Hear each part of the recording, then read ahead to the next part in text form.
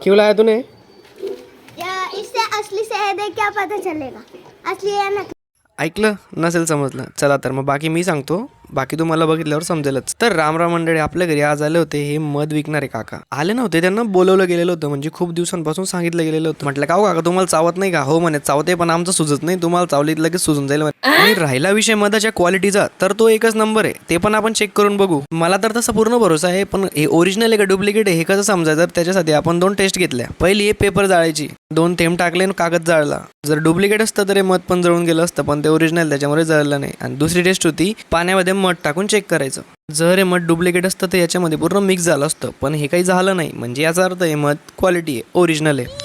मोठ्या मोठ्या ब्रँड्स आणि कंपनीचे मध घेण्यापेक्षा त्या या आदिवासी बांधवांकडून पण घेऊन बघा. क्वालिटी तर 100% राहते, यांची मेहनत पण याच्या मागे भरपूर राहते. पूर्ण काटेरी झाडांपासून गोळा केलेलं मध यांनी आपल्यासाठी आणलं होतं, तर त्यांना धन्यवाद. मोठ्या ब्रँड्सपेक्षा कम्पेअर केलं तर 2 पैसे कमीच घेता आणि क्वालिटी पण 100% देतात. चला तर मग भेटू पुढच्या ब्लॉगमध्ये. जय श्री राम.